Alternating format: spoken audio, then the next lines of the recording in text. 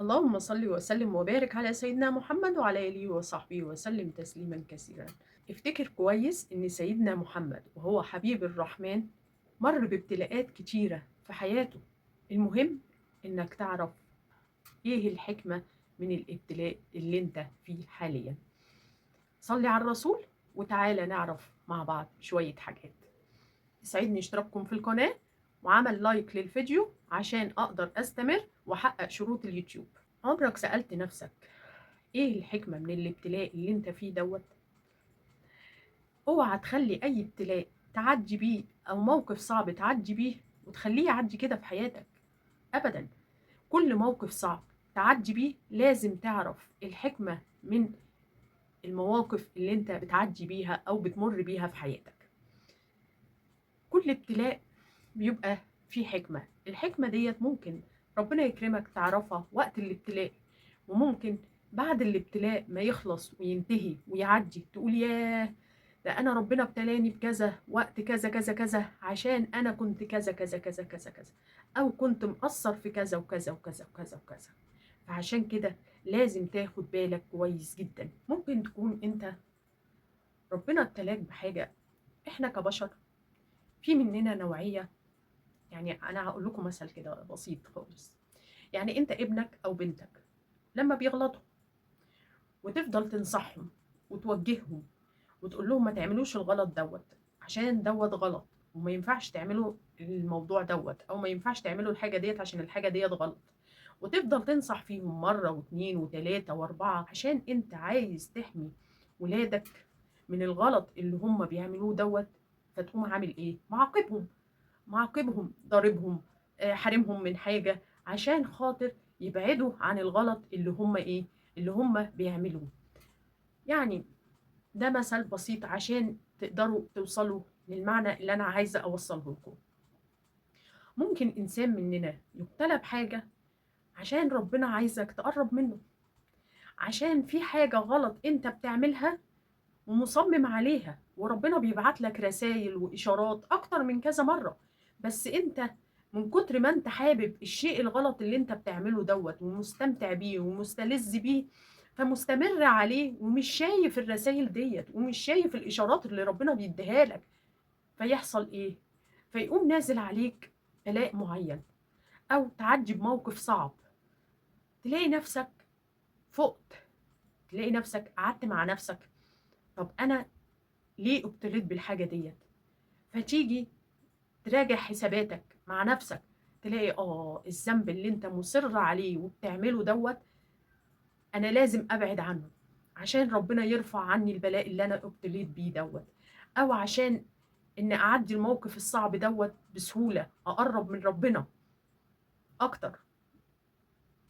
ياما بنسمع عن حكايات لناس كانوا لا بيصلوا ولا بيصوموا، وكانوا مؤذيين للي حواليهم، وفجأة بعد ما عدى بموقف معين ربنا هداهم وبطلوا ان هم يأذوا اي حد بأي حاجة. مش بتسمعوا برضك قصص زي ديت؟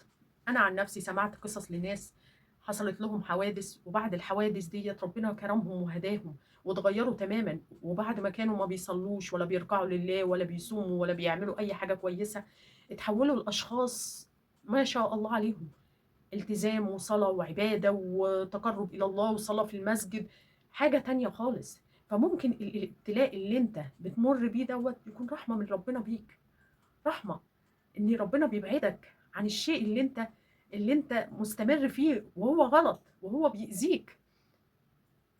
ادي اول حكمة ممكن تكون من الابتلاء اللي انت بتمر بيه.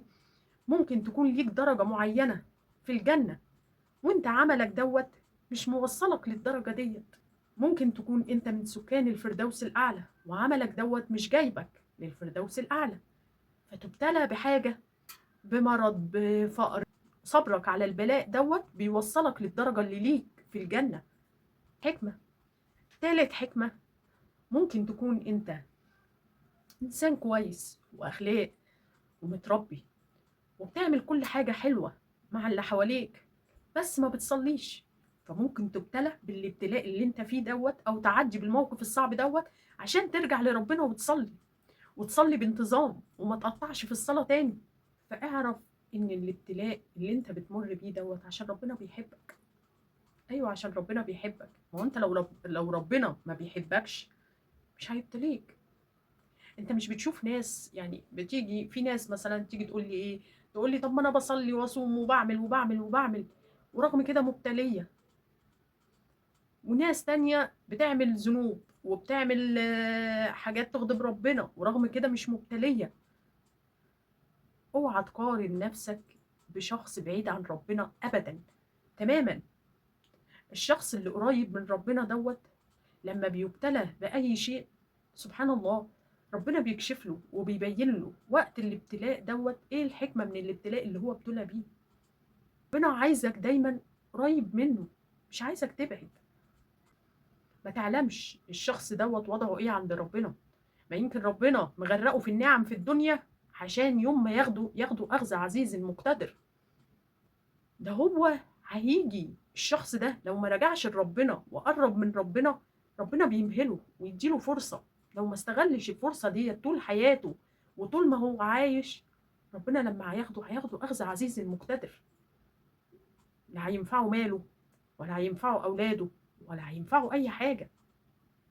فخلّيك ذكي، خلّيك فاطن، خلّيك واعي، خلّيك فاهم الحكمة من أي ابتلاء بتمُر بيه. ولو أنت مش عارف الحكمة من الابتلاء اللي أنت بتمُر بيه، اصبر وارضى. اللي بيصبر وبيرضى ربنا بيراضيه، ربنا بيراضيه وبيكرمه وبيعوّضه خير مما فقد. فما تفكّرش إنها هتعدّي كده أبدًا.